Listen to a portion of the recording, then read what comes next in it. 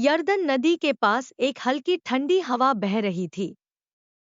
नदी के किनारे घने पेड़ों का घेरा था और आसपास का वातावरण शांत था। यह वह समय था जब इस्राएल में भविष्यवक्ता एलीशा का प्रभाव चरम पर था। उनके ज्ञान और चमत्कारों की प्रसिद्धि दूर दूर तक फैल चुकी थी। उनके पास कई शिष्य थे जो परमेश्वर की सेवा करने के लिए समर्पित थे। लेकिन शिष्यों के सामने एक समस्या थी। जिस स्थान पर वे रहते और मिलते थे वह अब छोटा और असुविधाजनक हो गया था। एक दिन शिष्यों ने एलीशा के पास जाकर कहा, हे स्वामी, जहां हम आपके साथ रहते हैं वह स्थान हमारे लिए बहुत छोटा हो गया है। कृपया हमें यरदन नदी के किनारे जाने दें ताकि हम वहां पेड़ काटकर एक बड़ा स्थान बना सकें। एलीशा ने थोड़ी देर सोचा और कहा, जाओ और यह कार्य करो।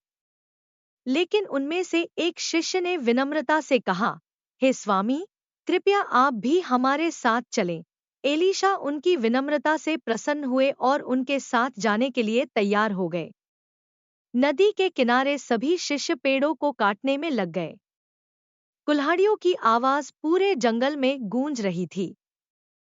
हर कोई उत्साहित था कि वे एक नया स्थान बना रहे हैं। लेकिन तभी एक अप्रत्याशित घटना हुई। उन शिष्यों में से एक, जो नदी के किनारे लकड़ी काट रहा था, उसने कुल्हाड़ी से एक बड़ा पेड़ काटने की कोशिश की।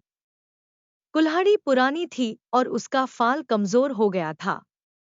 जैसे ही उसने जोर से वार किया, कुल्हाड़ी का फाल टूटकर सीधा नदी के गहरे पानी में जा गिरा।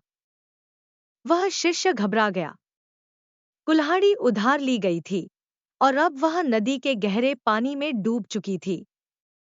उसका चेहरा फक पड़ गया। उसने तुरंत एलीशा को पुकारा, हे स्वामी, मैं क्या करूं? यह कुल्हाड़ी उधार ली गई थी और अब यह खो गई है। यरदन नदी शांत लग रही थी, लेकिन उसकी गहराई अज्ञात थी। वह शिष्य परेशान होकर बार-बार नदी की ओर देख रहा था।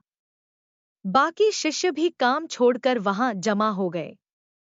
सबके मन में यही सवाल था, क्या यह कुल्हाड़ी वापस मिल सकती है?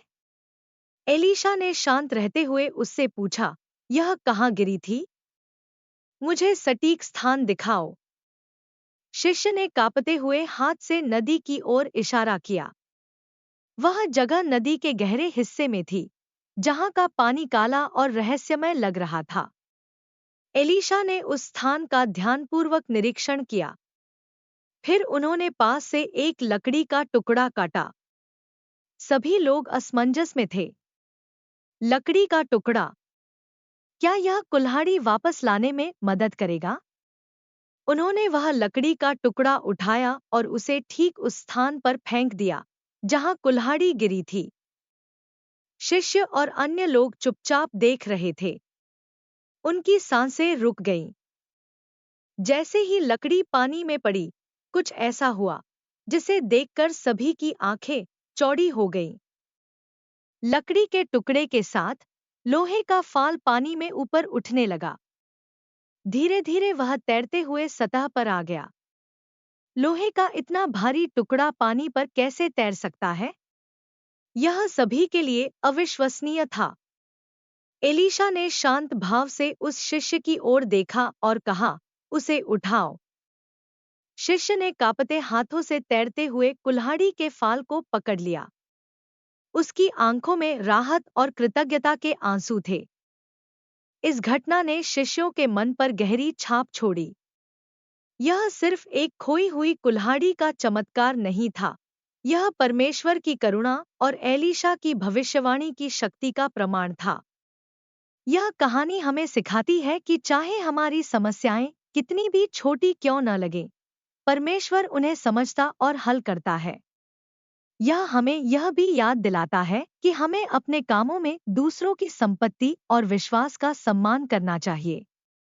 यरदन की शांत लहरों ने उस दिन एक ऐसी कहानी को सहेजा जिसे सदियों तक लोग याद करेंगे।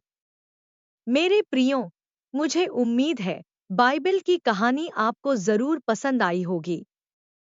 इस कहानी के लिए वीडियो को एक लाइक जरूर करें। अगर आप परमेश्वर विश्वास करेंगे तो आपके जीवन में इससे भी बड़े बड़े चमत्कार होंगे। कहानी सुनने के लिए आपका बहुत बहुत धन्यवाद।